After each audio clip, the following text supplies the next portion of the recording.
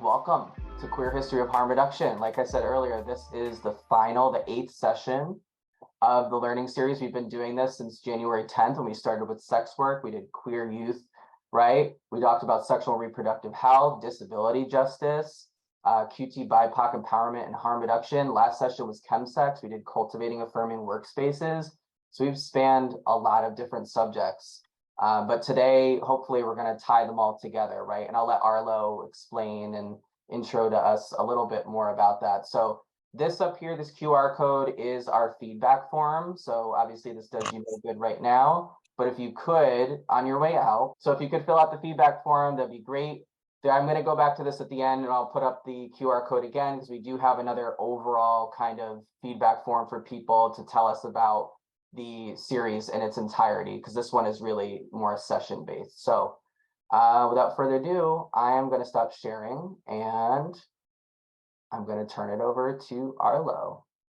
My name is Arlo Santiago Cruz. I'm very excited to share this presentation with you guys. It took a lot of work to get here. So we're going to be talking about the queer history of harm reduction. That's kind of where this presentation started, but it's kind of moved towards a brief history of harm reduction and more of how we got to what we know the movement as today. There's just so much rich history of harm reduction that we're going to go over today. A lot of this is just touching on certain points of harm reduction. This isn't like a full detailed history of how we got here. Real quick, a little bit more about myself. I am from Phoenix, Arizona, but I am currently living in Northern Colorado. I work at the only syringe access program in Northeastern Colorado. And I work with a radical peer collective looking to change how we view peer work. And I am Latino, I identify as transmasculine, and I identify as someone who has done drugs before. More of a disclaimer, like I said, this is all just points that we can touch on in harm reduction. It's not like a full history of it. I can only fit so much into one slide. Also, a lot of this history is hidden. It's very hard to find. So a lot of things have been covered up. So all the information given is to the best of my knowledge, correct? And if you guys have anything you want to throw in the chat, like I said, I'm just one person. I can only find so much information. I would love for you guys to help share that as well. And also, we're going to get into some pretty heavy topics. So if you guys are feeling like you need to take breaks or anything like that, I really encourage you guys to do so. Because like I said, things can get pretty heavy with these topics. Right. So I'm going to go over kind of the definition of harm reduction in the sense that we're going to use for today's presentation. There's this great quote by Shira Hassan. I have her book right here. We'll drop it in the chat. I think it's important for everyone, to read more about harm reduction as it is from a social justice movement versus just a set of public health strategies. So Shira Hassan said, liberatory harm reduction is a philosophy and a set of empowerment-based practices that teach us how to accompany each other as we transform the root causes of harm in our lives. So to me, harm reduction isn't just public health. It is a very robust social justice movement. Harm reduction isn't working towards abstinence or sobriety. It's not forceful or coercive or traumatizing. And it's not only for people who use drugs. You can use these harm reduction tools to, like you said, transform any of the harm going on in your life. A lot of this presentation isn't just talking about substance use. A lot of this presentation is just talking about survival. So to me, harm reduction is a way to survive, a way to show love for our community. It is, as Shira Hassan says, true self-determination and total body autonomy.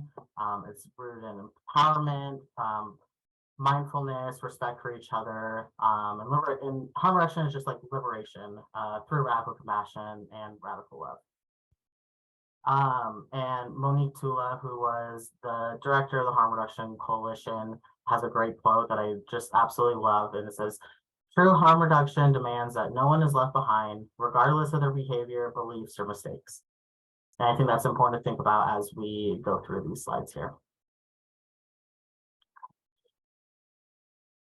Also, if you guys have questions, please drop them in the chat. I would like to go through some of these questions as we go so we don't get like too far ahead. And I will be taking moments to look through that as well. Okay, cool. So first thing I want to talk about, going back, this era, 1910 to 1935, this was the start of the Great Migration, specifically the first Great Migration started about 1910. 6 million or so Black folks moved from the South to larger cities like New York, Chicago, Cincinnati, Detroit, Pittsburgh, Philly, to flee Jim Crow laws, segregation laws, and looking for safety, better jobs, better education, things like that. During this time, we also have the Mann Act of 1910, which is also called the White Slave Act. This banned interstate transportation of women for immoral purposes. And, you know, it was intended to address prostitution and what, you know, society viewed as immorality at the time. But it was really a target at sex workers and stopping women or people engaged in sex work from having the bodily autonomy to make money that way. After that, we have the Harrison Narcotic Act of 1914.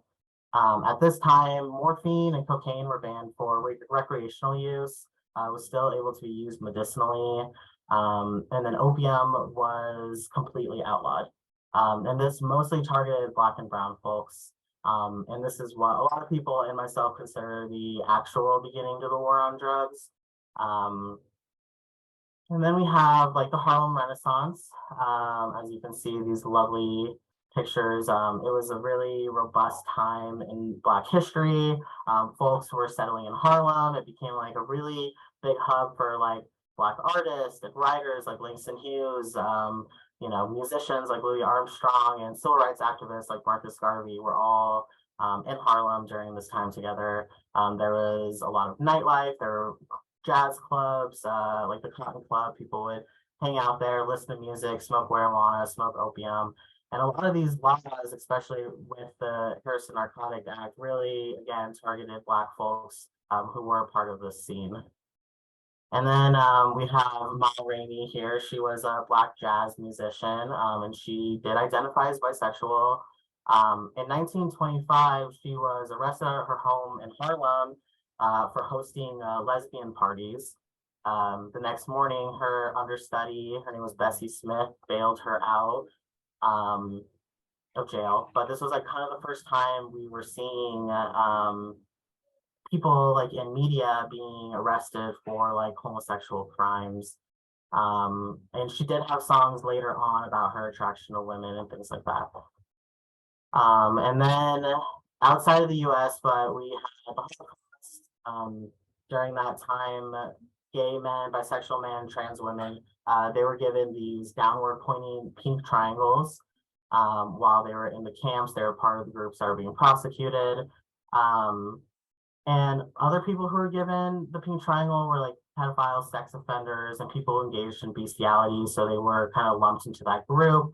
Other people were pretty not nice and would act violently towards people with pink triangles. And then once concentration camps were liberated, a lot of people who were gay actually went back to jail because homosexuality was still illegal.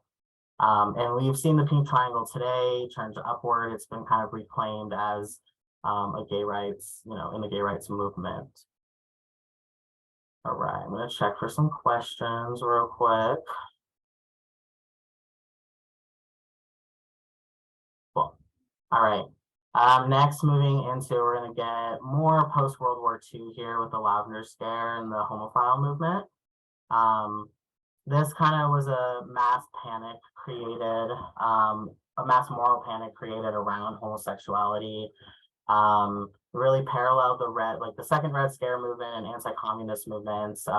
People were calling homosexuals like communist sympathizers, and they're actually during this time deemed a threat to national security.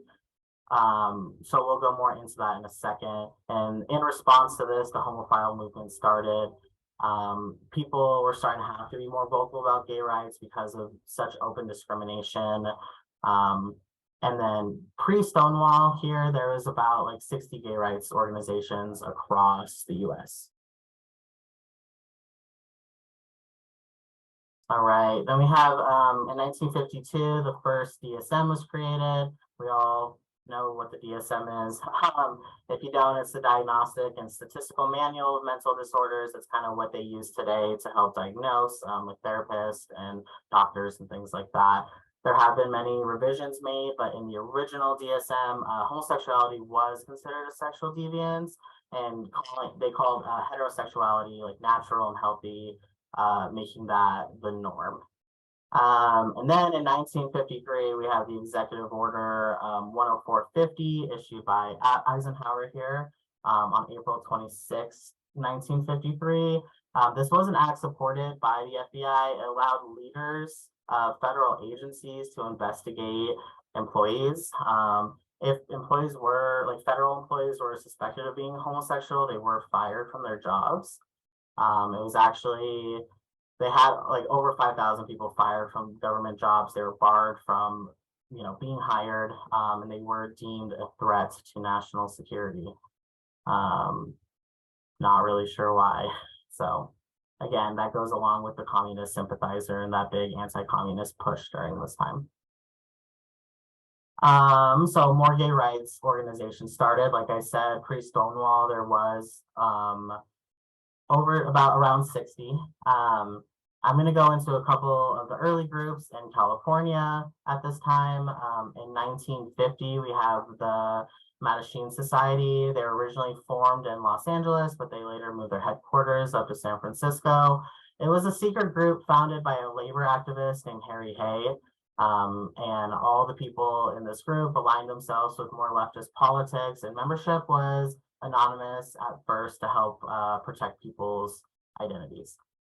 They drew up a statement of purpose in 1951. We can draw a lot of parallels to what their statement of purpose is with like what harm reduction is today. So their first kind of step was to unify. They wanted visibility for homosexuals, not only to find each other and live authentically, but to also be seen by the greater community and work towards a sense of belonging in society as a whole. We talk about that a lot today with in like the steps of harm reduction, or the principles of harm reduction, like drug users having visibility and a say and finding a sense of belonging. Their next kind of step was to educate. They want to educate the general public that homosexuality is not deviant or morally wrong, but homosexuals can lead a well-adjusted, like wholesome life, socially productive lives once ignorance and prejudice against them is combated. That was a direct quote from them. They made it very clear as well that they aligned themselves with other social justice movements. They acknowledged that in social justice movements like Black rights, women's rights, that there were gay people among them as well, and they had a right to, participate and help further all of those movements. And then their next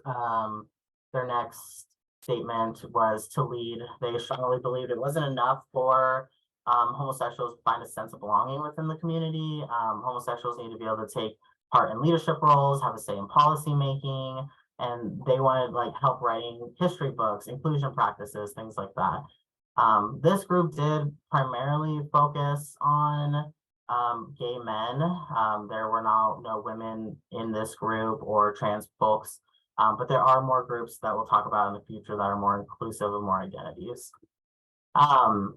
So in 1953, there was a discussion with the Mattachine Society about building kind of a magazine or a zine type thing that can be handed out and distributed, that will help build community and educate the public. After that meeting, this group called One Incorporated was founded, and they began publishing one magazine that started in 1953 through 1967, and it really just went through correct education and things like that, destigmatizing work. One of the issues put out, which I have here in the middle, is I'm glad I'm a homosexual. This came out in 1958. Even though in 1958 things were starting to pick up with movements, but homosexuals were expected to keep their queerness like secret and quiet and within their own homes. And this was the first time a lot of, especially queer youth, were seeing themselves be radically affirmed in a large, like, public way, which is really cool. In 1953, we have the Daughters of Bilitis, were formed in San Francisco by working class women of color primarily. There was 8 women in this group initially.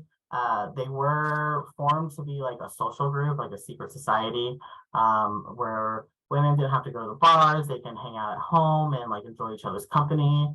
But it started to turn more into a lesbians' rights activist group. And then many of the early members actually quit because they were worried about going public, especially women of color. This was a theme throughout these movements as people were starting to want to go more public. A lot of white folks were wanting to go more public, but it was a safety risk, especially for people of color during that time. And then the Daughters of Bilitis, they released their goals for like homosexual integration into society. They're very similar to the Mattachine societies. I am going to read through those, but it's homosexuals will gain the proper education and resources to participate in society while still feeling affirmed in their lifestyles. Homosexuals will take part in educating the public on acceptance of homosexuality. Homosexuals will participate in research projects on homosexuality as experts of their own experience and will have a say in the care they receive based off that research. Then homosexuals will participate in changing laws that criminalize homosexuality and the creation of more equitable spaces. Again, these are some of like the early steps for the principles of harm reduction, the inclusion of people who use drugs in the care that they're receiving, in making laws, creating these spaces. Yeah. Hi, Taylor. Hey, no, I didn't mean to interrupt you. I just wanted to flag, because you do have a couple questions in the chat. I wanted to throw it over to Amila. I apologize if I'm saying your name incorrectly. Did you want to come off mute to ask your question? Yeah, sure. I've seen several movies about like political movements that are homophobic. But I can't remember them off the top of my head. So I wanted to know if anyone could like compile a list or something like that, or just like put it in the chat. Yeah, I think that's something we can do. Are you okay emailing me these questions out, Taylor, and I can send out some of the sources? I think one big thing is that a lot of movements that were not specifically gay rights movements did start out very homophobic. That was the culture during the time. Things started to shift in the 70s, which we'll talk about. But it is, yeah, a lot of movements did start out not very inclusive, which is a bummer. But you know, we're still slowly getting there. And yeah, I can send you some of the sources, and we'll talk about later, especially around the Black Panthers movement and things like that. How that started to shift. Thank you. Yeah. There was another one, Arlo, different topic, but Lara put in the chat that they would love to hear your perspective on the DSM. So I don't know. I know that's a very loaded question, right? Like very loaded, but what is Arlo's opinion on the DSM? Yes. Arlo's opinion on the DSM is very complicated. I'm going to put a couple disclaimers out here. My views that I am stating do not necessarily represent the companies I work for. These are my own thoughts and opinions on some of these things. And two, I don't have a formal education. I have worked in this field for some time and other social work adjacent type fields. I don't love it. I think a lot of what they say, I know things have changed and there's different like iterations of the DSM, but I think a lot of it is rooted in like white supremacy. It's rooted and it's a view from at the time, especially when the first one was written, it was only being viewed from a like cis hetero white lens. And it wasn't very inclusive of people of color, trans people, and people with just different experiences. So I think some of the steps for diagnosis aren't the greatest. But I also haven't read all of it myself. Cool. Thank you. Yeah. Does anyone else have any questions before we move on? Also, I love crowd interaction. It's much easier for me to present that way. So please talk to me.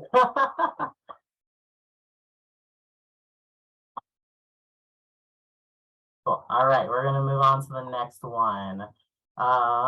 We're going to talk about in 1959, the riot at Cooper Donuts, which was in the Skid Row neighborhood of downtown Los Angeles.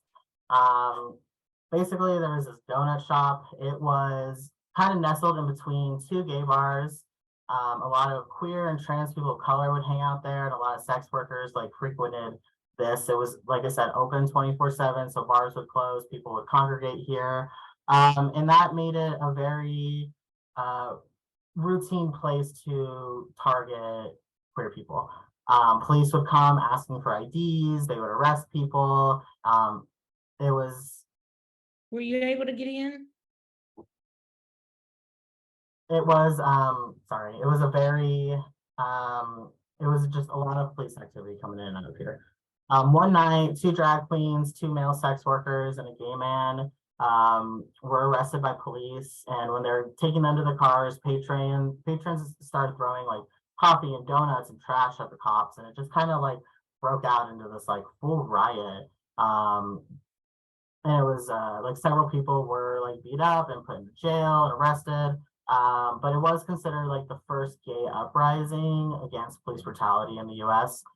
So it was really notable. People don't talk about it a ton, so I did want to mention some of these acts that happened like before Stonewall.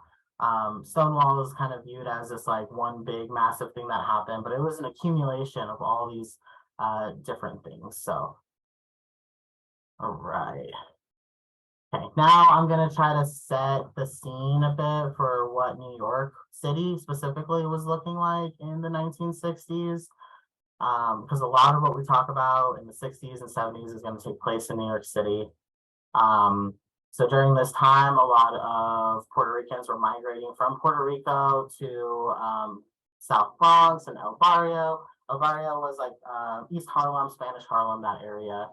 And they were moving here during one of the biggest civil rights movements. They were looking to pursue better housing, better jobs, education, and they were considered US citizens, but they were still being discriminated against by like white shop owners and landlords. So they were all kind of pushed and segregated into this like one area where people would like rent to them. And they were often attacked by like Italian and Jewish gangs. There wasn't a lot of like safety nets in place for them. Cops would not respond to any of the violence that they were reporting, which was really upsetting. And that leads into more things later that we will talk about. And then we have Washington Square Park, which was nicknamed the Gay Alley. A lot of this park housed a lot of like homeless youth and homeless young adults who were running away from family, being kicked out, dealing with like domestic violence issues. This was a safer place that they could congregate. At any time, this park had like 20 to 50 queer youth sleeping there. A lot of them were engaging in sex work, but a lot of them, you know, were just trying to find a place. They kind of band together collectively, like strength in numbers type deal. A lot of times they had to stay in the park because if they left the park, they could get charged with like sexual deviancy crimes. In the 1960s, New York had laws around basically like how many articles of clothing people were wearing, and you could get ticketed and things like that off like being like sexually promiscuous. And it was used to target specifically homosexuals. And then we had the West Village, like Greenwich Village area, and this was considered a safer place for adult queers to like party and hang out and be with each other. Stonewall and there are other gay bars were in this West Village. Bars actually often paid off the cops to not arrest queer people in that area because they were making money off of them. So again, during that time, there were laws around like you couldn't kiss or hug, or like if you were suspected to be flirting with somebody of the same sex, you could get tickets for like disorderly conduct. Whoops, let me go back. There you go. And then like drug use was, you know, drug use was viewed as like youthful rebellion during this time. We had a lot of people using psychedelics and marijuana, and then heroin was often used in dance halls and to party and things like that. And then the Drug Policy Alliance actually had a great quote that I like to describe the 60s. It says, in the 60s, drugs became a symbol of youthful rebellion, social upheaval, and political dissent. And I felt like that was very accurate for New York City specifically at that time. All right. Cool. So away from New York for a second, we're going to talk about Washington. Bayard Rustin was a Black civil rights activist. He was also gay. He fought more specifically for Black liberation and labor rights. Other Black organizers would get kind of weary working with him because he was like an out gay man. He was very unwilling to hide his sexuality. You know, he didn't, you know, telling people, but he wouldn't deny it either type deal. And then in 1953, he actually spent 60 days in jail for sex perversion because he was caught like with his partner in a car. And that actually led to him losing his current leadership position and future leadership positions, again, because of his record. But then in early 1963, him and another activist named A. Philip Randolph began organizing the first March on Washington. This was a series of marches to like kind of put pressure on the government to provide like fair working conditions, specifically for Black individuals. They considered a more direct action approach, but decided on a peaceful mass protest. Their goals were to build like solidarity within the Black community and like show the public that civil rights legislation needed to like move forward. Because of, you know, how big this organizing was getting, white supremacists and people who didn't want to advance Black rights and labor rights used his sexuality as a tool to like sabotage the march. 2 weeks before the march, people actually like went public with his like arrest record, you know, stating that he was a homosexual and a sexual deviant and things like that. But despite this, the march was still like pretty successful, and it was one of the largest, you know, marches for Black rights. I know, Taylor, you had a lot of good information on this march specifically. Is there anything you want to add to that? Oh my goodness, putting me on the spot. No, it's totally fine. I was just putting my camera off to like drink some water, but no, I think you did a pretty good job covering it. I mean, I'm also interested in sources that other folks have. I know a lot of people have been putting sources in the chat, but you did a good job of the disclaimer at the beginning that we are not historians, right? Like we are not studying this for a living. This comes more out of an interest to try to tie all these pieces together because harm reduction history is really fragmented and I think shows up in a lot of different movements. So no, I don't have too much other than I'm just really glad that you've included Bayard Rustin because although he was doing a lot of work with civil rights, I think a lot of people forget that he really laid the foundation for the gay liberation movement. And like what we'll talk about later with Stonewall, as you know, that gets seen as the be all end all, but you did a good job talking about in the 50s, like Cooper's Donuts riots, like that preceded everything. Like that was in LA, yes, and Stonewall was in New York City, but these movements were really interconnected. And we see that over time, and Arlo's going to do a really good job walking us through that. So I think just the big piece here is that, you know, Bayard Rustin at one point was also, he's pretty much cast out from the civil rights movement because people thought that he was getting too close to MLK and they didn't like his image as a gay man. being too close to MLK. They didn't want that surrounding him. So Bayard Rustin was unfortunately kind of cast out or pushed to the side, so to speak, despite laying a lot of the groundwork for the civil rights movement. Because, and you'll even see this when Arlo talks about the Black Panther movement as well, is that there wasn't a lot of inclusion for queer people or even women at that time. They kind of had to take matters into their own hands. So it's really interesting to see these movements and how siloed they became, and how in the end they had to really end up relying on one another to push the envelope and get things forward. So just tying that piece all together, because I know it can be difficult. You're getting all these fragments in time in these movements, but they are really inextricably linked when we do look back at the comprehensive history. Thank you, Taylor. Appreciate that. Sorry, I'm going to throw you on again in a little bit. Cool. So the next thing we're going to discuss, actually, is there any questions so far? No. Cool. Next thing here is the sip-in at Julius's bar. This was in New York City. Bars often didn't allow homosexuals because they were worried about police coming down to shut the bar down for people being disorderly. So yeah, in the 60s, you could be charged with that disorderly conduct if you bought someone a drink or you thought to be flirting with them, and kissing was like completely out of the question. Bars often had signs outside that say like no gay men allowed or no homosexuals allowed. On April 21st in 1966, though, 3 men from the New York City chapter of the Mattachine Society, they went through a couple different bars, and they chose on Julius's bar, which was in the West Village area. And they went in, they ordered drinks, and one of the men revealed that they were homosexuals. The bartender refused to serve them. These were kind of inspired by like the sit-ins in the South to protest segregation.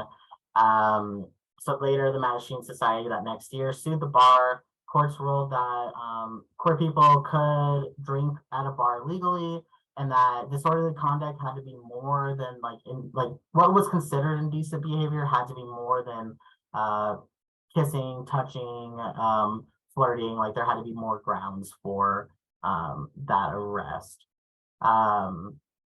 Later on, we found out that these 3 men in the Mattachine Society did pay off the bartender to not serve them drinks so they could have a lawsuit, which isn't great, but it did further, it furthered what these laws around like sexual indecency was considered. But even though now we see that it is legal for gay couples to drink at a bar together, it was still really hard to obtain a liquor license, especially if you were a bar that was suspected of hosting queer people. So a lot of bars still operated illegally, and Stonewall was one of those. All right, we're gonna go back to California for a second. We have the Compton's cafeteria riot, which was really cool.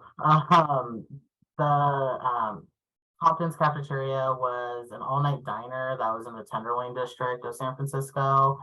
This diner was frequented by a lot of trans women, drag queens, gay men, and a lot of people who were involved in street-based sex work. In San Francisco at the time, female impersonation or cross-dressing was illegal. So a lot of trans women and trans sex workers were targeted by police. So raids in the area in San Francisco at that time were increasing. But on August 15th, 1966, staff at this Compton's cafeteria called the police on a trans woman. The cops got really aggressive with her, and she ended up throwing her hot coffee in his face, and the whole restaurant broke out in a riot. Like people were coming out from other bars in the area and like helping out with this riot. And they rioted for 3 separate nights. And there was like over 60 people involved with this. So it was another big movement kind of prior to Stonewall. All right. So we're gonna talk about the Black Panthers and the Young Lords. So we're gonna be on this slide for a second. Does anyone have any questions before we get into these 2 groups? No questions, just some good resources people dropped. So somebody, thank you, Cody, dropped a documentary about Bayard Rustin called Brother Outsider, provided the link. And then Kit linked us to a book called Queer History of Suffragettes by Wendy Rouse, which is great. And I really, encourage people to share in the chat, because even though you might think like, oh, everybody's read the book, well, not everybody has read the book. And also the thing is too, we're going to be saving the chat, compiling all these resources, and we'll send them out with our follow-up email next week. So just a reminder, this is being recorded, it'll be on YouTube. We're also going to get an email by Friday of next week with all of the resources included, okay? Thank you, yes, and having those books will be great to add to my reading list. Cool. So we're gonna talk about the Black Panthers for a little bit. They were founded by Huey P. Newton and Bobby Seale in like October-ish of 1966 in Oakland, California. Newton and Seale, they were both students at Marriage College in Oakland, and they were both interested in like Marxist-Leninist theory and community organizing. They were watching like other Black-led organizations like fail and unable to meet the needs of the Black community. Their goals were to really expand community programs and challenge racially motivated police brutality, which was going on a lot in Oakland during the 60s. They wanted to further equal labor rights for Black individuals, and chapters exploded, just started opening across the US in a lot of major cities and even in Europe. We're primarily going to focus on the main chapter in California and Huey Newton himself. So then we also have the Young Lords. Oops. They were originally a street-based gang of Puerto Ricans in Chicago, but it later moved more into a Puerto Rican and Latino like civil rights group. A Latino activist named Jose Chacha Jimenez, he wanted to get this group together he was really inspired by the Black Panthers when it came to like neighborhood empowerment and racial liberation. So he announced the reestablishment of this group on September 23rd, 1968, because it was the anniversary of El Grito de Lares, which was the first major revolt against the Spanish rule in Puerto Rico. This also spread like wildfire. There was like 30 chapters there's a bunch of chapters over 30 different cities. We're going to focus mainly on the New York chapters, mainly because that was the biggest port for Puerto Ricans moving into the States, and where a lot of what I feel crosses with harm reduction is. So one of their main focuses was occupying institutions and bringing attention to poor health conditions in their neighborhoods. Both of them had so the Black Panthers had a 10-point program, which I want to go through a couple of their points because they do also, again, kind of lay the foundation for the principles of harm reduction. They wanted things like, they wanted full freedom. I'm just going to read through these. We want freedom. We want power to determine the destiny of our Black community. Again, that kind of focuses on people who use drugs having a say in their care. We want full employment for our people. We want to end the robbery by the capitalists of our Black community. We want decent housing fit for shelter of human beings. We want education for our people that exposes the true nature of the decadent American society. We want education that teaches us our true history and our role in present day society, which I feel like is something we're still fighting for today, to have true history that isn't just written from white lenses. We want all Black men to be exempt from the military service. We want an immediate end to police brutality and murder of Black people. We want freedom for all Black men held in federal, state, county, and city prisons and jail. We want all Black people, when brought to trial, to be tried in court by a jury of their peer group or people from the Black community as defined by the Constitution of the United States. And we want land, bread, housing, education, clothing, justice, and peace. The one for the Young Lords was very similar. And these were revised over years and years, but this was the original 10-point program that they wanted. All right, So where it kind of all started, this is where I feel like, in my opinion, harm reduction was truly, birthed here, was the Black Panther Party's community survival programs. Really cool. So back in January of 1969, the Black Panthers established the People's Free Food Program, or what we know it as is free breakfast for children. The first breakfast started in a church in West Oakland, but these spread throughout the nation. Different chapters were starting to do this in their locations. And this led to the creation of more community survival programs. And this really put pressure on the government to expand their own social programs. It was really showing the failing that governments were doing in certain communities.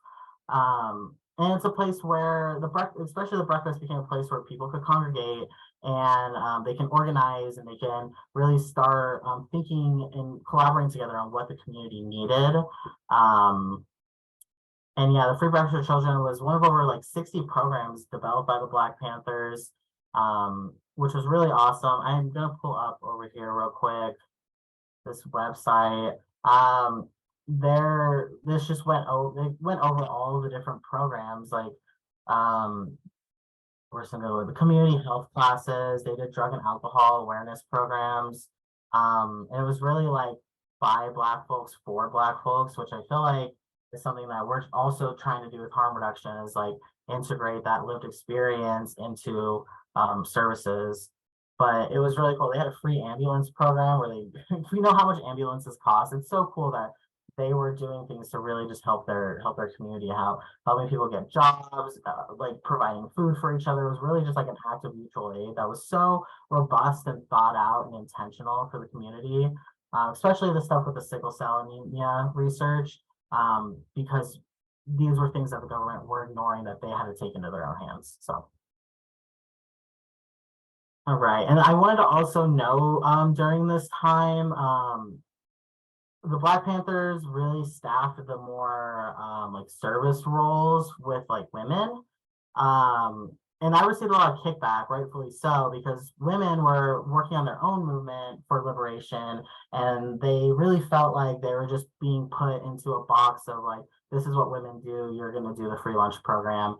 And I received a lot of kickback, and later I'll talk more about the criticism that the Black Panthers took to try to change how they were treating women in the movement. It was the Black Panthers started as a very masculine movement, like for men and as like part of the duty of being a man, and that changed quite a bit.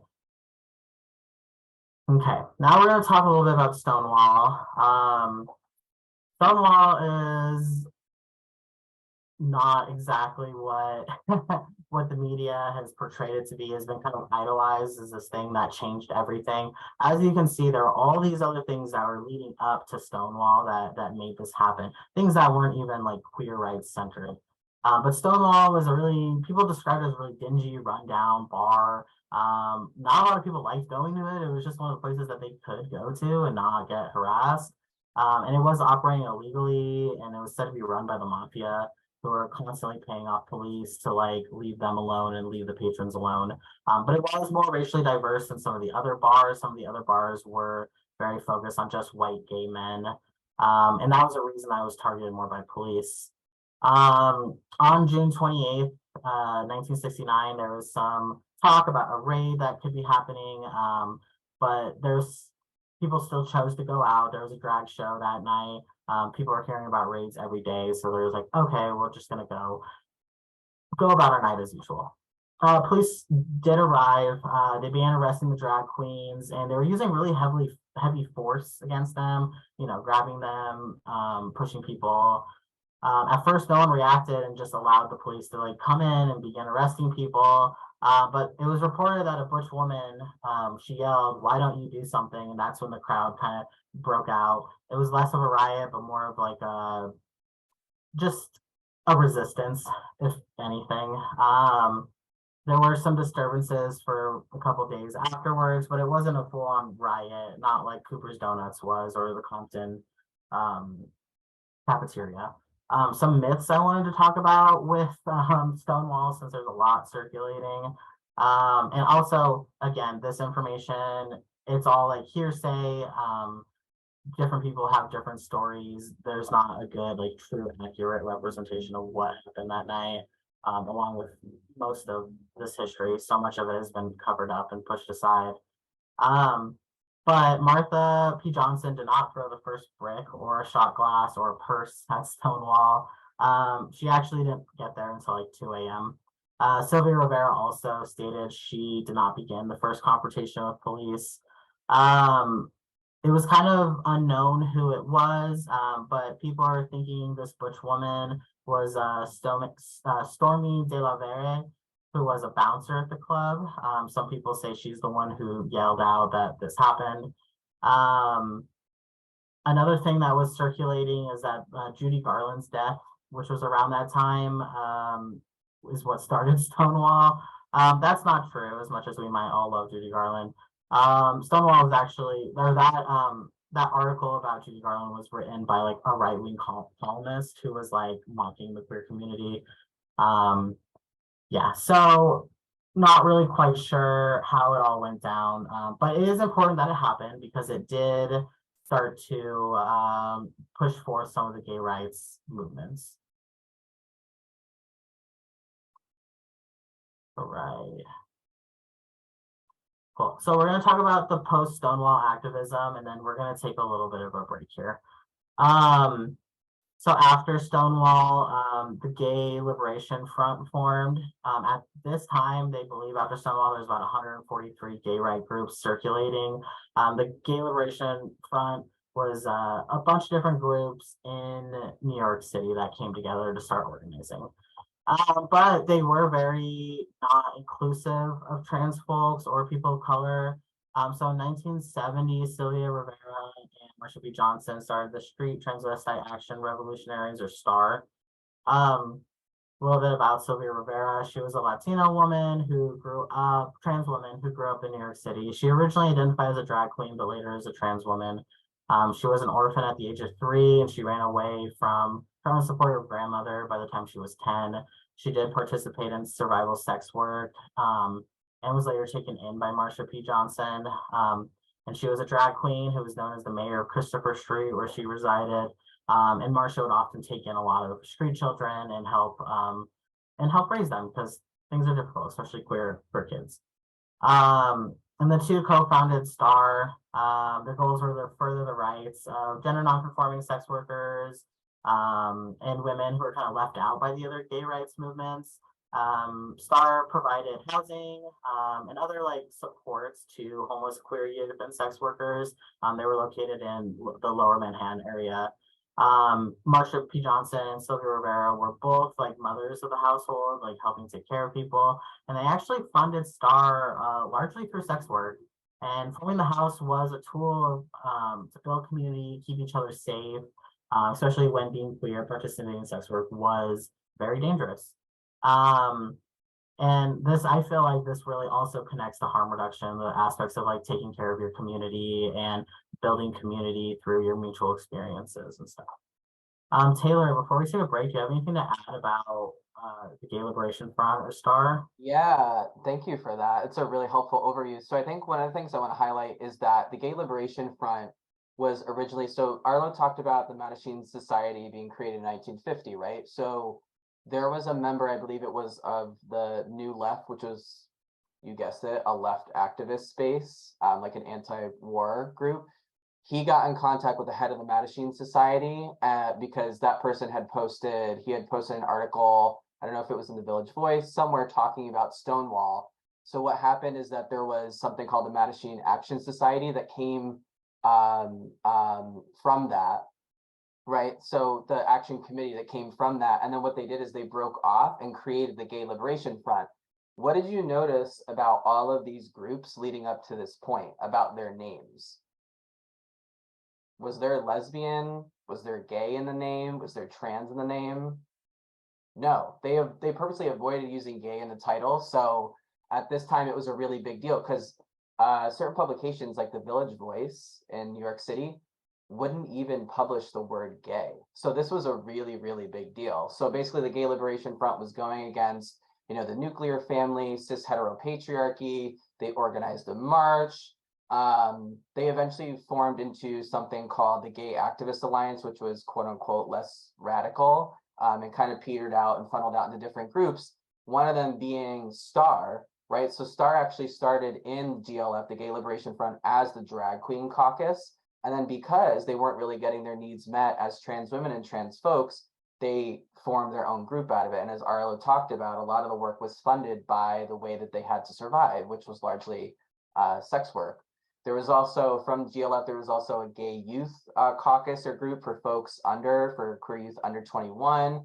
And then we had talked about this earlier, which I'm glad that Lara brought up the point, was that members of the Gay Liberation Front actually went on to be the biggest protesters and creating the biggest actions to protest the APA, the American Psychological Association, to protest homosexuality being in the DSM, which then later got taken out in 1973. But if you want to get really technical, was not taken out until the 80s because they kind of like morphed and mashed the pathologization and the diagnoses and all of that. So they did a lot of really important work to get a lot of the movement off the ground and to get these things connected, and laid a lot of great groundwork too for ACT UP, which we know doesn't happen for at least another decade and a half, right? Late 80s. So just something I wanted to point out.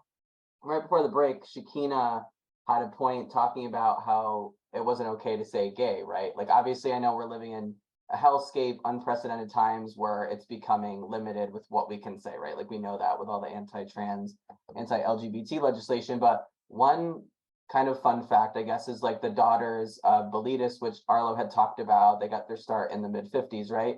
They joked about the fact that their charter was so vague that it could have been for anything. It could have been like a knitting club because they had to keep it that vague so that nobody would know what the hell they were meeting about. Hence why none of those groups had gay, trans, lesbian, right, like bi in their names, because it was done out of safety. So just wanted to throw that in.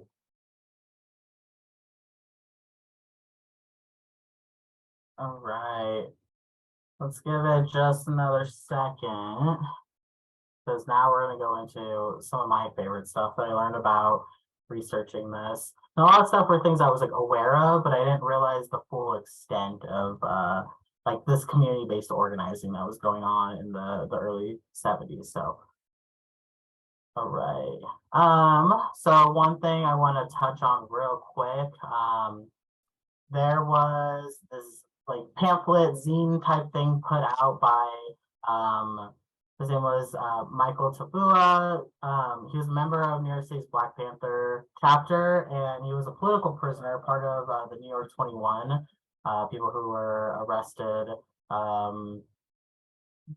because of crimes they had not committed yet. But he was in jail. He wrote this zine that kind of outlined how like the communities were not doing well due to like the heroin epidemic during that time.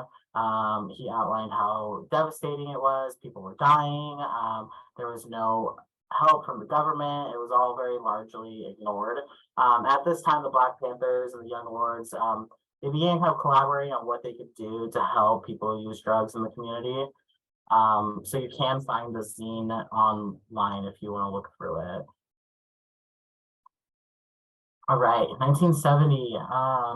At this time, there was a huge tuberculosis outbreak.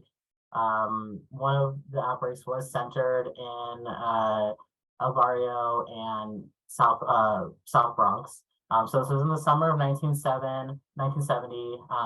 The Young Lords themselves began administering TB tests to people that were getting sick in their neighborhood. They would like check their results and then quarantine people who had reactive tests. As you might know, you need chest x-rays to confirm whether someone has an active TB infection. And in New York City at that time, there was this truck that had an x-ray machine in it that was driving through very like affluent and rich neighborhoods, doing chest x-rays for people in their homes, outside their homes.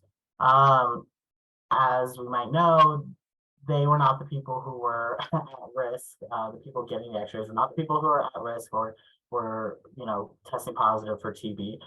The rates were very low there. So members of the Young Lords actually occupied the X-ray truck, and they drove it to their neighborhoods with the techs still inside. At first, the X-ray techs were very nervous, they were afraid, but once they got to the neighborhood and saw that people were lined up to get these chest X-rays, the techs stayed like all night and did X-rays until no one was left. And then the police came and took the X-ray van. But like they were successful in getting people the testing that they needed to get treatment for this. And this was like a way that the Young Lords were able to prove a point that the government was ignoring these like vital health issues in their community. And that's one of the main things that they did focus on was that. All right. And then we're going to bounce back a little bit to the Christopher Street Liberation Day March. This was organized by members of Gay Liberation Front, and it was 1 year after Stonewall. And this is all in New York City, keep in mind. So we have the Young Lords, we have the Gay Liberation Front, we have the New York chapter of the Black Panthers Party, all in the same time, same area.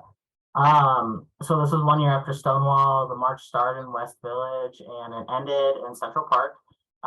People who were at this march or who organizing this march, they wanted to feel kind of like a party, like they wanted everyone to be in community with each other, but they also wanted to couple it with like political speeches and like acts of like gay liberation, like embracing and kissing their partners and things like that.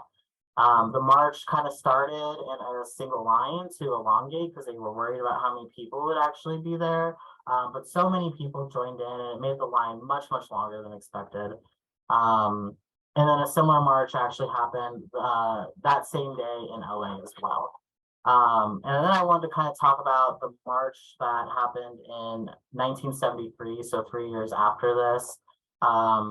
Sylvia Rivera from STAR and the Gay Liberation Front, she was actually blocked from speaking, and a lot of white gays and lesbians were like booing her as she was trying to speak. You know, she had been trying to speak quite a few times during that day, and people were not allowing her up on stage. Once she did get up on stage, she spoke about kind of the injustices white gays were doing towards trans people and people of color. And you know, it felt like pride was kind of overtaken by middle-class white gays who didn't want to include trans people and people of color. And they were not admitting that Marsha P. Johnson and Sylvia Rivera were both key players in advancing trans rights, along with all these other, you know, Black trans people and brown trans people that we are not talking about today. So that's another thing I encourage folks to research. If you guys want to drop some names in the chats of other like Black and brown trans activists during this time period, myself and I'm sure others would love to read more because they were very much key players in this movement. All right, the Lincoln Hospital takeover. This was like one of the most badass things to happen. So the morning of July 13th, 1970, members of the Young Lords actually went to Lincoln Hospital, which was in like the South Bronx. It was like the only hospital in that area, and they barricaded themselves inside the hospital. This hospital was like really run down, blood stains on the walls and water damage, really unsafe like working conditions, and really unsafe for patients, which was their community who was being cared for there. The hospital was actually built in 1839 to receive like former slaves who were migrating from the South. And it had not been renovated or updated in any way since then.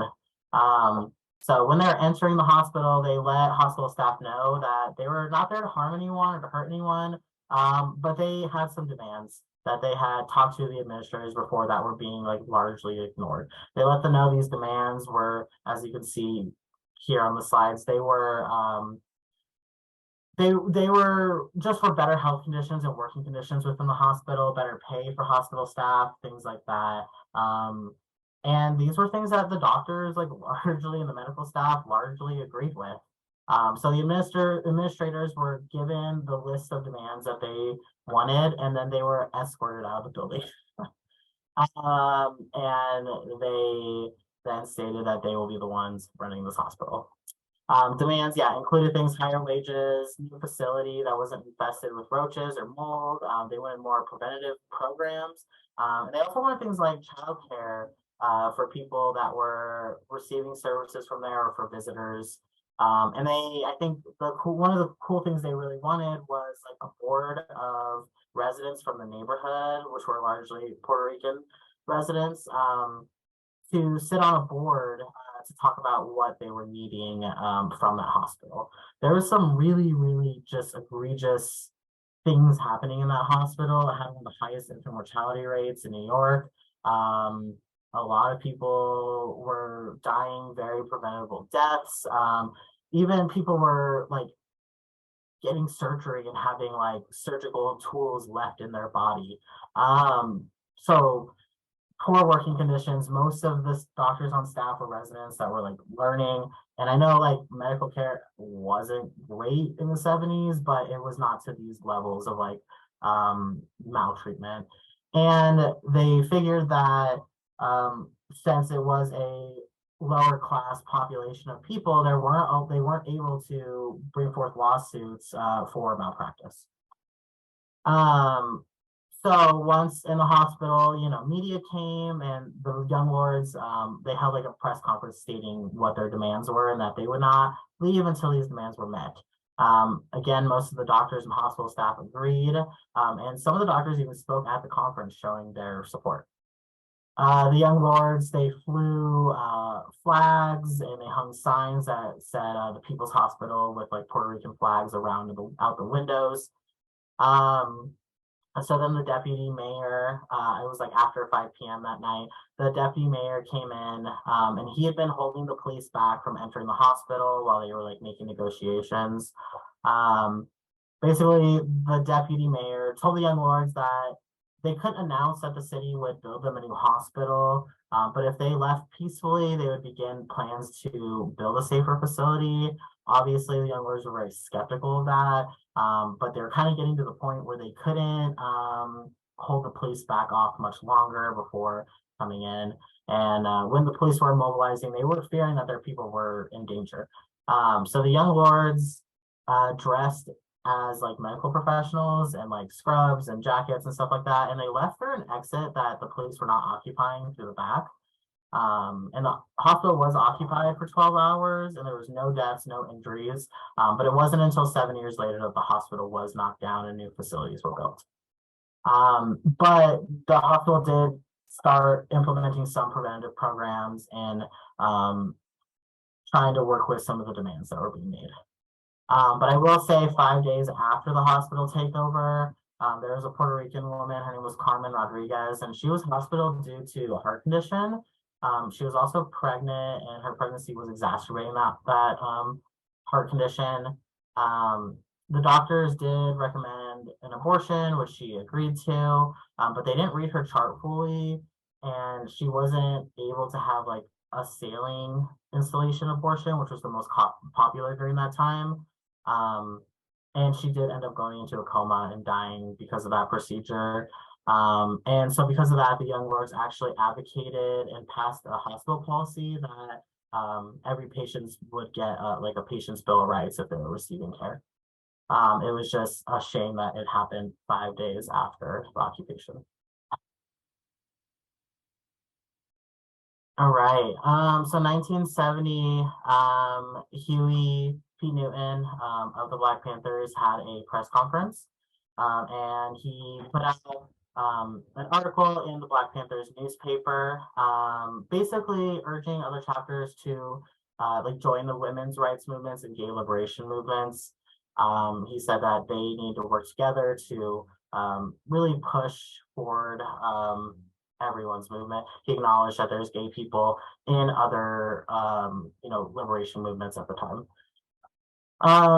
He also stated, I'm going to read just a small portion of the newspaper that was put out, but it said, we know that homosexuality is a fact that exists, and we must understand it in its purest form. That is, the person should have the freedom to use his body in whatever way he wants. And I feel like that really showed the Black Panthers push for bodily autonomy, and that's a huge principle of harm reduction today. And I think, yeah, that was just a really important thing that he included in that that Benson article that was put out. Is there any questions so far? Dana, I see your question. Did the Lincoln Hospital conditions improve to the extent demanded prior to the new facilities being constructed? Honestly, not really. We're going to get that. There was a couple of the more occupations of the hospital to put new programs forward. But people, though it was a success in some ways, they did get things like childcare put into it. But even after the new hospital was built, like today, it's still like not a great hospital. And it was the only hospital in that part of town that people were able to get services from. So cool. 1970, the People's Drug Program. Very excited to talk about this because I really do feel like this drug program was in the spirit of harm reduction. And it was just like a really badass, cool thing that happened. So on November 10th of 1970, there were two kind of key players in this, which was the Young Lords and the Health Revolutionary Unity Movement. They were kind of a union of hospital workers fighting for better conditions. A lot of those folks were people of color or part of the Black Panthers, that kind of thing.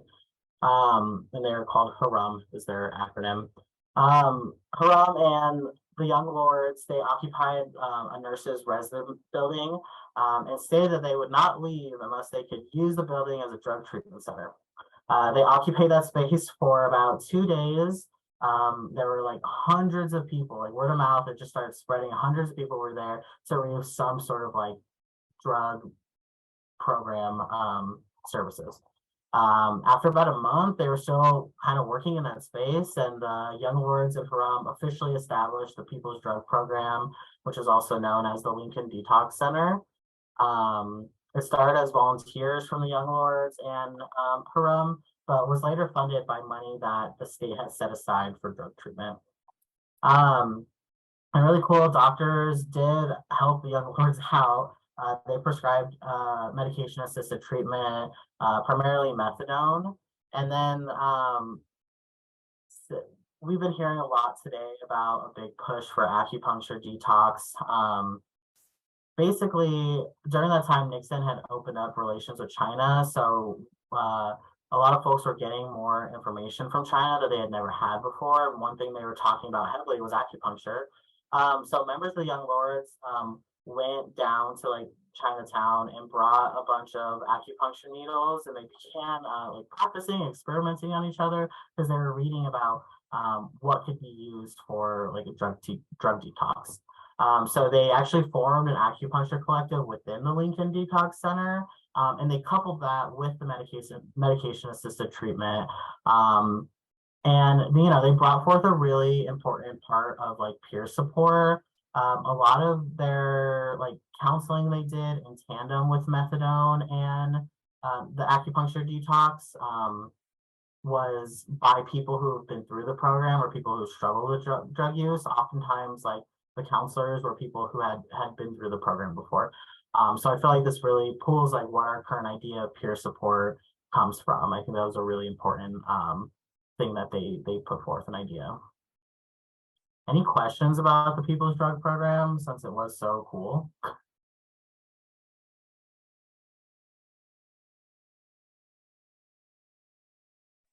I have a quick question. Yeah. Was the goal more of safe usage or like abstinence from drugs or kind of both, whatever the person was wanting? Totally. I think during this time there was more of an abstinence push. A lot of Black and Brown communities were hesitant to non-abstinence based approaches, and it wasn't super talked about as much during this time. But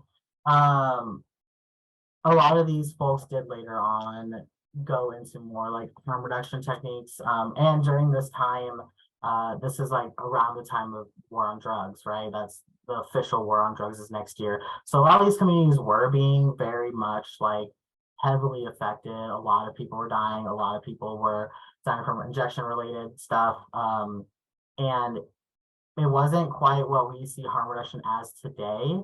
But there are like portions of harm reduction, like things that ideas that they came up with that now kind of go into what harm reduction looks like today.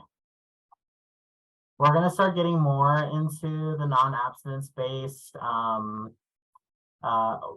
you know, what we view harm reduction as, like non-coercive, non-abstinence based care, more in the 80s. So we'll be getting there soon. Did that answer your question a bit? Definitely, thank you. And of course, anybody else have anything? All right. I have a question. Was this also around the time that the government was doing the eugenics? Taylor, can you help with that one at all?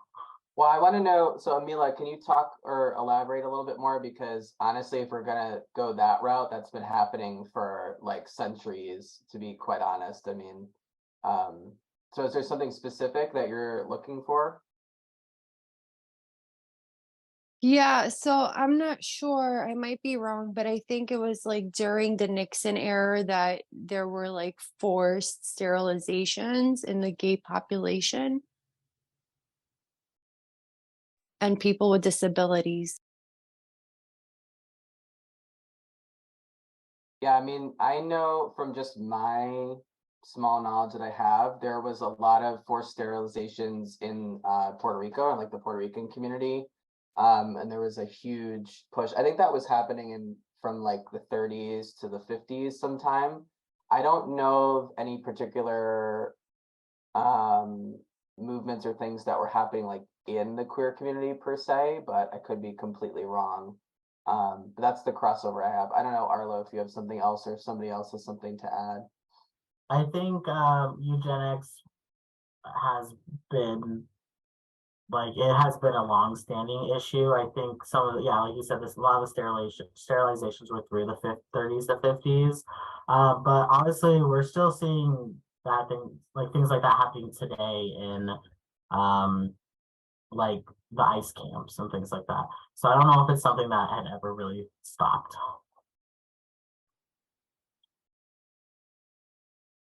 Okay, thank you. Absolutely. All right. So in 1970, this is when Nixon signed in the Controlled Substance Act of 1970. This called for the scheduling of certain drugs. And scheduling was based off medical application versus potential for abuse. So Schedule 1 drugs, high potential for abuse, low medicinal properties. Schedule 4, high medicinal properties, low levels for abuse. They kept things on like Schedule 4, like the lower schedules for like codeine and cough syrup. If you look at some of the things here on the Schedule 1, you know, there are things that have potential for like physical addiction, like heroin. But if you're looking at marijuana, LSD, MDMA, we know today that this was kind of a tool to criminalize people who were anti-war and then Black and brown people who were fighting for liberation. And we'll get more to how racist all of this is as we go. Also, I'm going to put a note. I'm not going to spend too much time talking about war on drugs things. That's like a whole separate presentation that we can do. And, you know, we've gone over some of the laws that are coming up or leading to what is the official war on drugs. And we will continue talking more about those, you know, as we go. All right. So I want to touch on sex worker advocacy of the 70s. And again, this needs to be a whole other training, just like the sex worker rights and how that relates to harm reduction. But the first one is the 1971 New York Conference on Prostitution. This was held by 30 women belonging to different feminist groups all around the US. They had a final panel that was called the Elimination of Prostitution, which is yucky. And this is one of the earliest like confrontations between sex workers and feminists who had never participated in the sex industry or street economies. So that's where you start getting the branch of like SWERFs, sex work exclusionary radical feminists. So this really just caused a huge rift in the feminist movement, and a lot of feminist groups were looking to disclude sex workers from their movement. And then in 1973, we have Coyote, which stands for Call Off Your Old Tired Ethics. This was a group founded in San Francisco on Mother's Day by Margot St. James. And this is her pictured. Margot St. James was a former sex worker. She had a lot of sex-related crimes that she was being convicted for in the 50s, and then she went to law school and actually overturned like most of her charges, which was really cool and badass. And then she later went on to help unionizing other women and sex workers for the decriminalization of prostitution.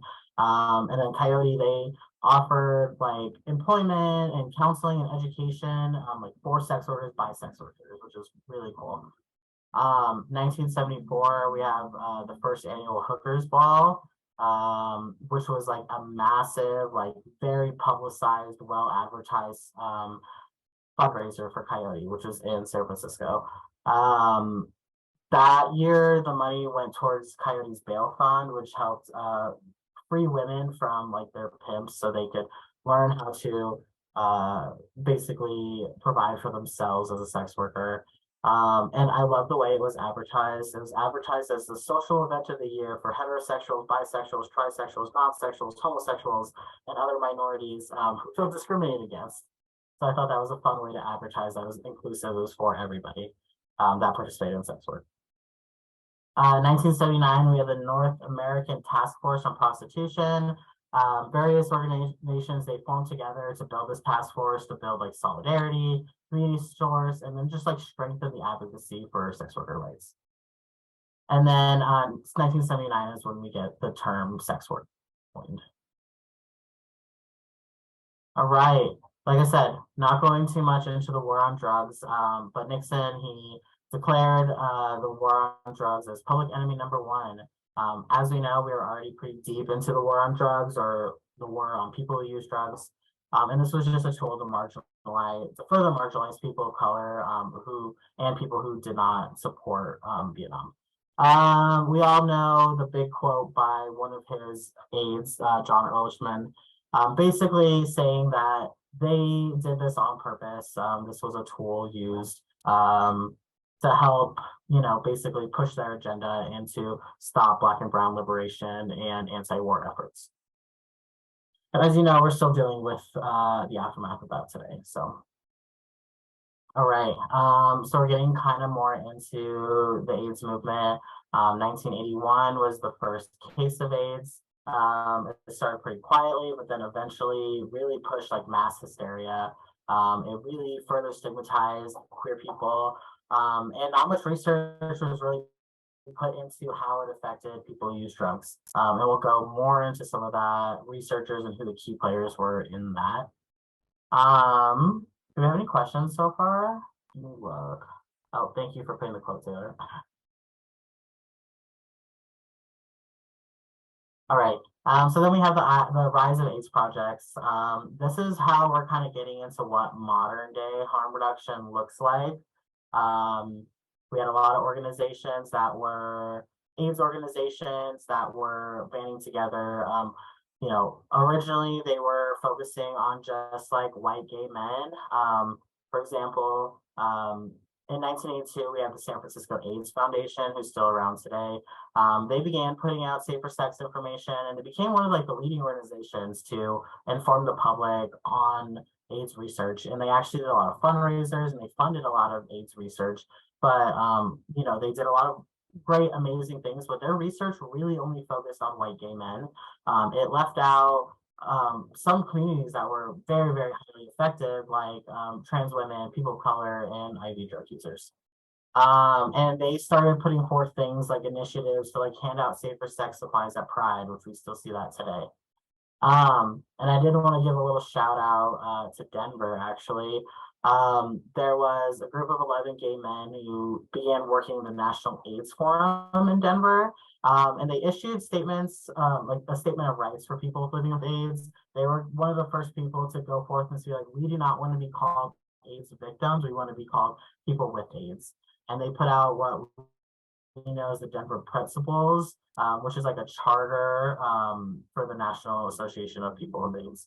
And then around this time, AIDS wards were opening in hospitals. They were very underfunded, but a lot of them were staffed by volunteers who wanted to offer more like affirming holistic care to people, more like end-of-life care services.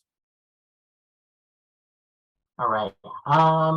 We have abstinence programs going around this time. DARE was a big one. Obviously, Nancy Reagan's Just Say No anti-drug campaign. A lot of these like enlisted help of celebrities, gave out like incentives to, you know, convince children not to try drug use. Studies actually show that, you know, it was proven to be more harmful than beneficial. It also created this environment where people didn't want to talk about their drug use, where they felt like they had to hide it. And that led to a lack of education around safer drug use, especially during the AIDS epidemic and now during overdose epidemic. So it really alienated youth using drugs and adults using drugs because it created this idea that we have to live in this abstinence-based society. And we were taught that from a young age. I'm sure most of us here know that. All right. And then we have the Anti-Drug Abuse Act. This is what enacted mandatory sentencing for controlled substances. This obviously led to mass incarceration. It covers things like narcotic penalties, like your acids, forfeiture, my gosh. And then further labeling like controlled substances in the tier system, and also put out laws against interstate sales and the transportations of drug paraphernalia, and manufacturing operations. And it disproportionately affected Black and Brown communities. We still see that with like the incarceration rate around drug-related crimes. Thank you, Taylor, for putting that in the chat as well.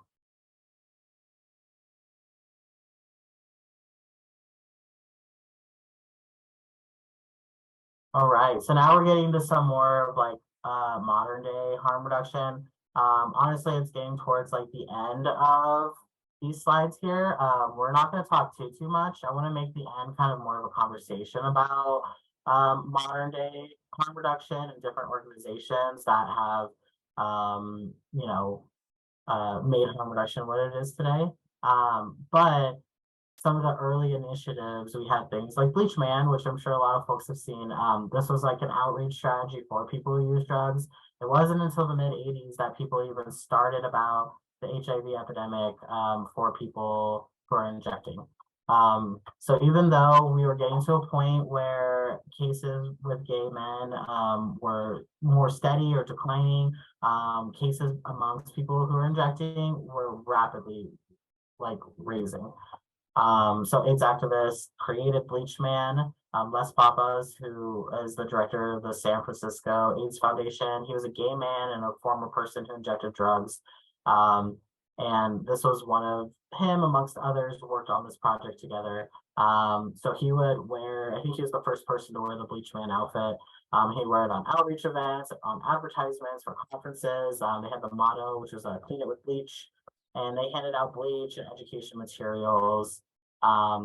And within 1 year, a survey showed that the San Francisco AIDS Foundation's outreach efforts actually lowered, so helped like 80% of the city's injection drug users begin using bleach. So cases were starting to lower after about a year of this initiative. And then it just spread all throughout California. All right, we're going to talk about kind of the rise of syringe exchanges. Obviously, a lot of them are underground. I'm going to give a disclaimer. There's so many, and there's so many people doing it not in the public. There were so many groups doing it illegally. There were so many just friends helping each other out, and that's where this all started.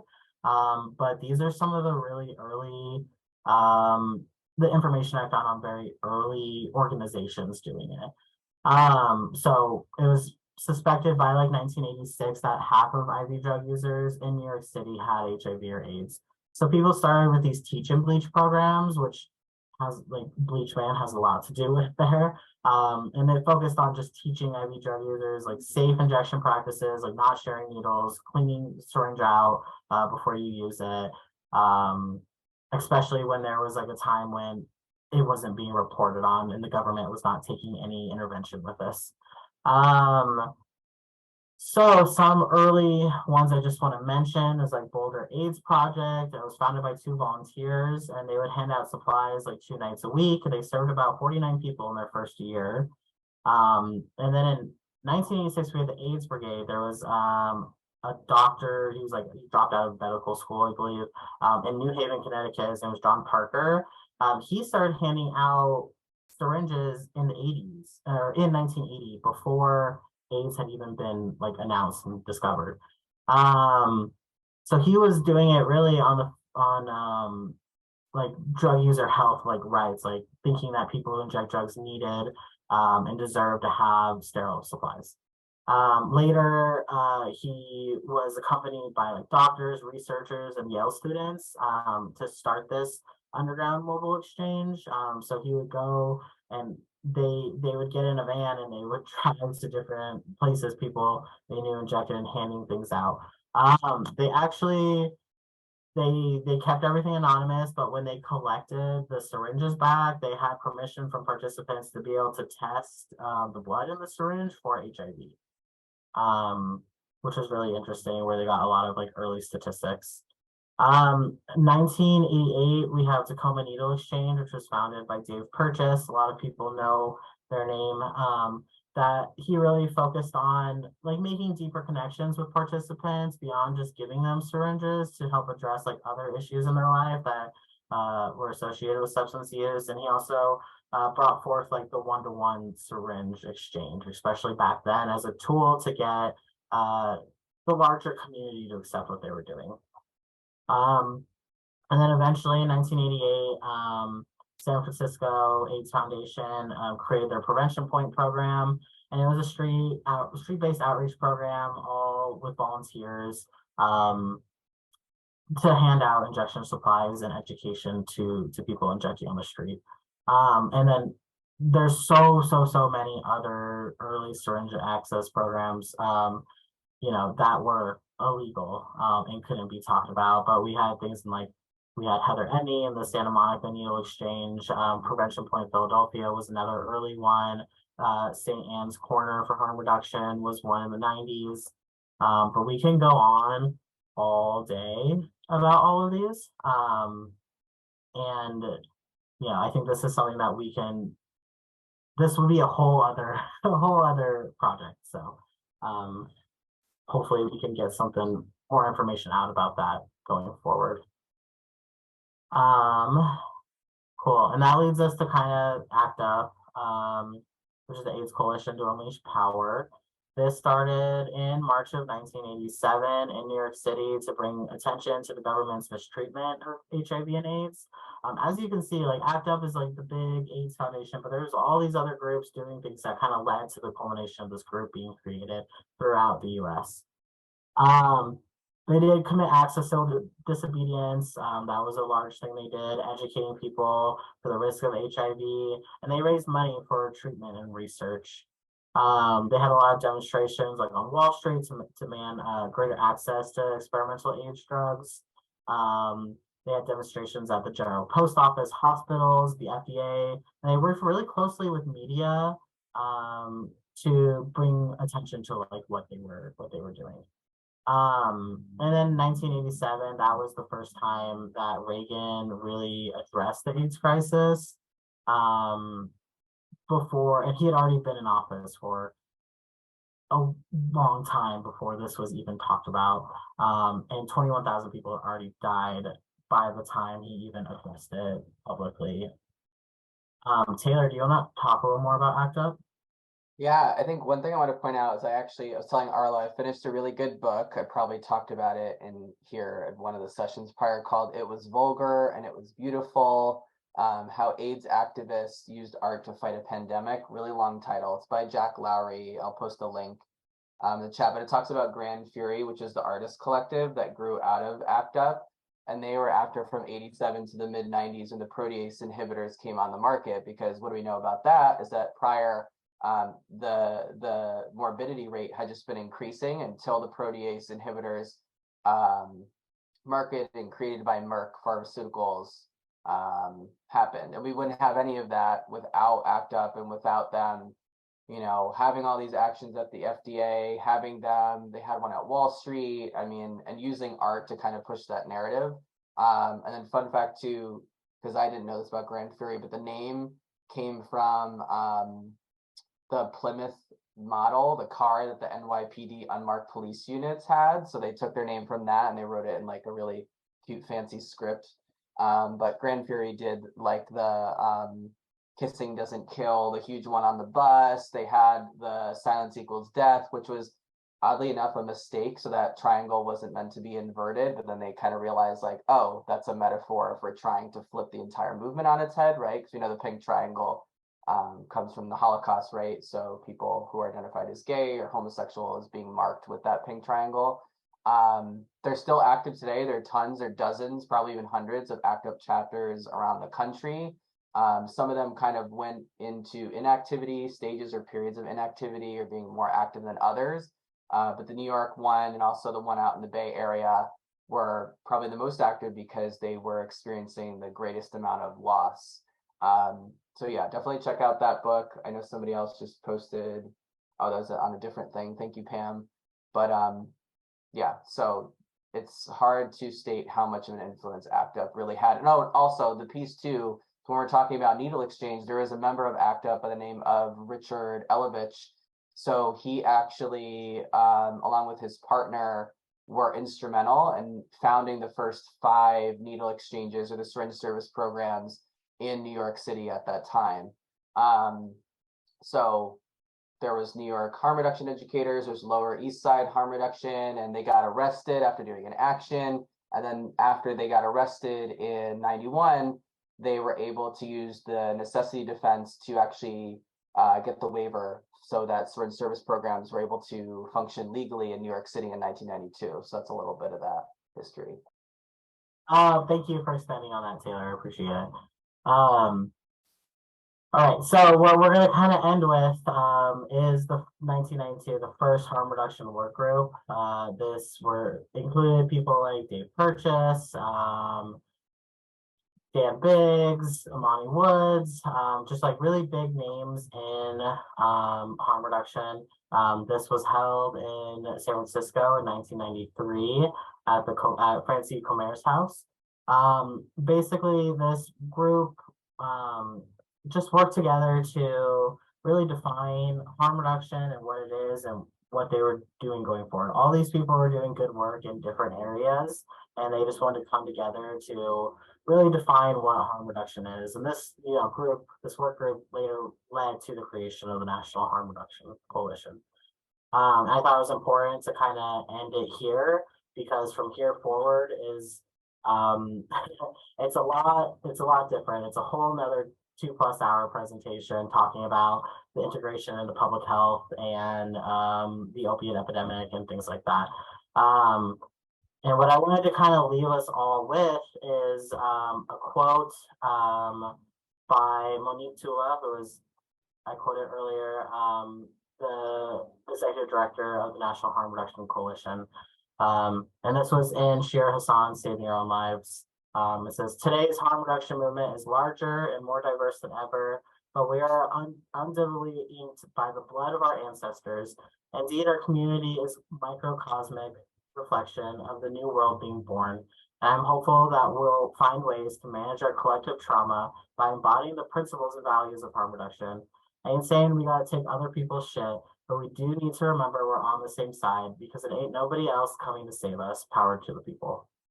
And I think that's important when we move forth into harm reduction started as a very, it was a tool for survival. It was very communal based. It was a social justice tool that has turned also into a set of public health strategies.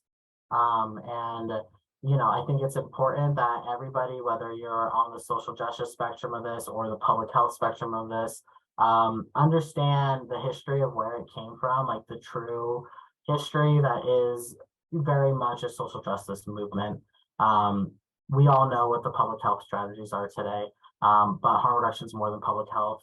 It is dignity, it's autonomy, it is caring for our community and taking care of each other, and receiving that same care back. And that's one thing I wanted to highlight with this presentation, is how communal harm reduction really is. It's a fight for liberation. So. Thank you, Arlo. That's such a nice note to end on. So hopeful. I love that. I love that. Yeah, everybody show your emoji love for Arlo and in the chat. And also, I appreciate so much that you left me time to do my little spiel, since this is the end. But first, I do want to open it up for a discussion. I only need like the last maybe 2-3 minutes just to do some boring logistical stuff with people. Yes, and thank you, Brittany. Please, please, please fill out that feedback form. It's really helpful. And also we give this feedback to the facilitators like Arlo, like Jonah, like Zay and Tim, people who came in, because it's really helpful for us to know, your thoughts and how these sessions could be made better, things we can do different, since this is the first time we've been doing this series. But yeah, are there any comments? Are there any questions, kind of thoughts that people have? This is a lot of information that you've synthesized in under 2 hours, Arlo, so I appreciate it. Thank you. Allison, I saw your post in there. I'm going to give you this book to borrow at some point. There is a whole chapter on the intersections with disability justice that I think you would really enjoy.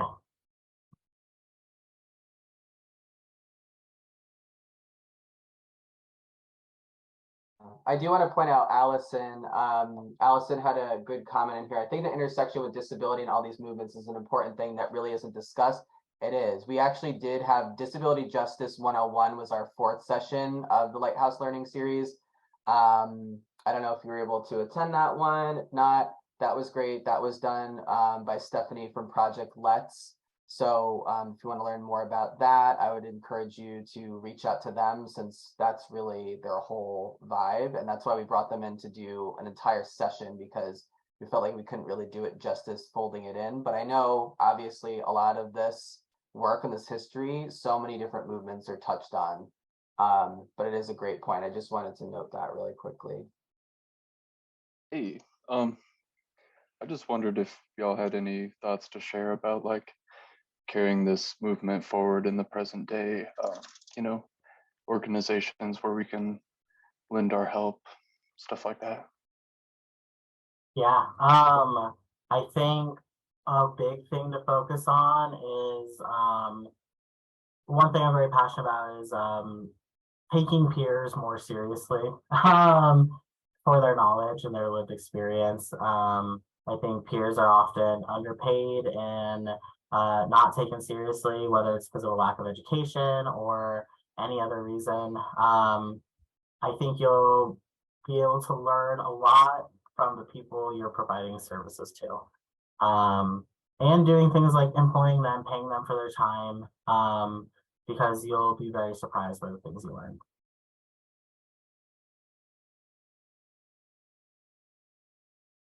And read more books. Other book I was going to plug, I forgot. Undoing Drugs is another good one. I think it came out about a year ago or a year before that. Kind of goes towards some more of the history around like SSPs and other like war on drugs stuff. This one is a lot about like the social liberation movement. This one touches a little more on public health. But I think that the two of them are both like very important when it comes to what modern day harm reduction is.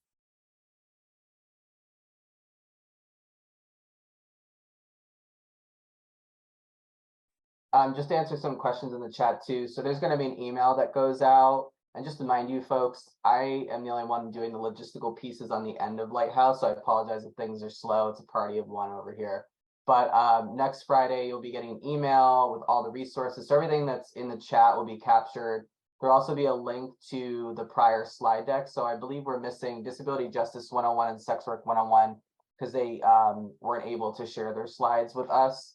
But today's session is the only one that's been recorded, and that was largely due to confidentiality issues because we've had a lot of disclosures and other sessions. So we really want to make sure to protect the privacy of all of you, the people coming here. But we encourage, as always, reach out to the people who facilitated the sessions, pay them, right, for their labor to come in to do these trainings, right, to get more interested in the work, to see what's going on. This was really just a series to kind of open up the conversations for all these topics. But we realize that it's just a starting place, right? Thank you, thank you, thank you. And give a huge round of applause to Arlo again. Seriously, this was a lot of work that he synthesized in a very short period of time. So I really appreciate that. I appreciate it. I could have gone like 5+ sessions, so it was hard to decide what to take out, what not to. I wanted to go into like Sackler and get angry and like, but like the time amount did not pertain, you know, to being able to talk about all that, and it all deserves its own portions. It does. All right, everyone. Well, thank you so much. Like I said, you will be getting an email with all of this information. Just be patient with us for the recording and everything. But it was great seeing you. Thanks for joining us. If you were here for all 8, I wish I could give you a trophy. I can't. I'm sorry. But yeah, thank you so much.